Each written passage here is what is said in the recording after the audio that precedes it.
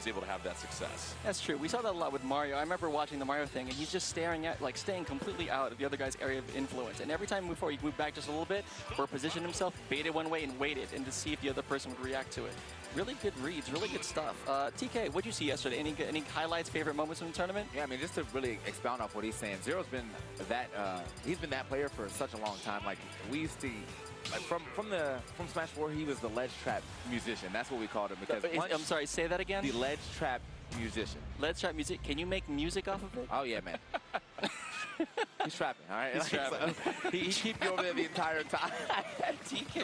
Listen, he's keeping you over there the entire time. I'm just rubbing my eyebrows at this.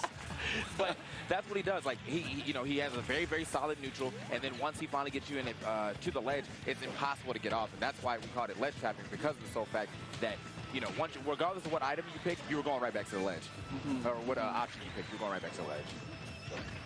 Gotcha. Oh, man. Let's see.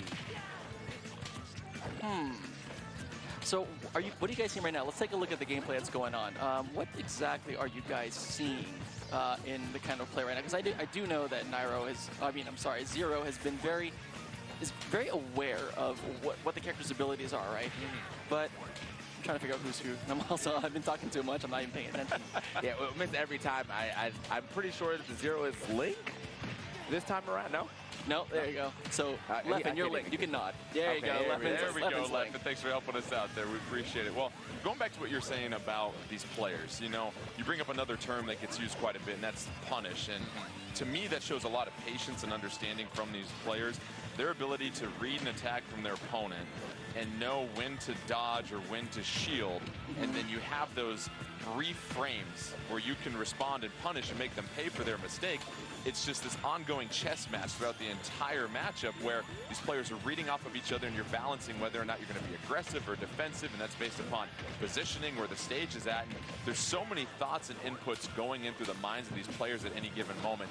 That's what was really impressive during this tournament, is that with all these factors going in, and then TK, you throw in items and smash balls, they're able to still sort of maintain that approach strategically. Yeah, man. I mean, the gameplay from yesterday, regardless of what setup I saw them playing on, it seems as though they were keeping that same, that punish, that same level of play, the consistent and competitive play, just throughout the entire, week at this point in time. So I have to say, though, one thing I'm very interested to see is how the bombs, how Link's new bombs interact with Villager's pocket. So, you have the pocket, you keep that item for you, but does that mean that Link is now not allowed to pull another bomb because it's already on the stage, but it's not actually on the stage, And it's all like little interesting things like that in Smash is what makes it just so great, And the one thing I do appreciate is, when the players got their hands on the game for a little bit, and I won't tell you how long they didn't really spend a lot of time with the game. You guys, none of them really spent a lot of time with the game. Yeah. But for them to be this proficient at, like, the core tenets of Smash Bros. Is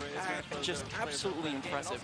They're able to deal with all the new things, the short hop attack, and like the perfect shielding, how things have changed, the way the characters fly that's different, the speed of the game, the trajectory in which they fly. All of these things are not simple to just kind of grasp, and they got this with a couple of plays. It is really silly and scary. Yeah. And to your point, I think what really separates them from the more casual players, I think if you're a casual player, you pick up this game, you're using special attacks the whole time. And while they're flashy and they're great, they're going to leave you wide open with a lot of lag before and afterwards, as we say. So you're going to get punished or you leave yourself vulnerable.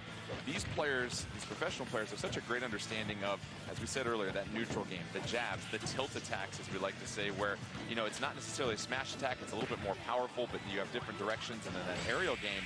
So when you mention that mechanic as the short hop, TK, it's really beneficial for, say, like a player like myself that's not at their level, but now I can implement a high-level strategy.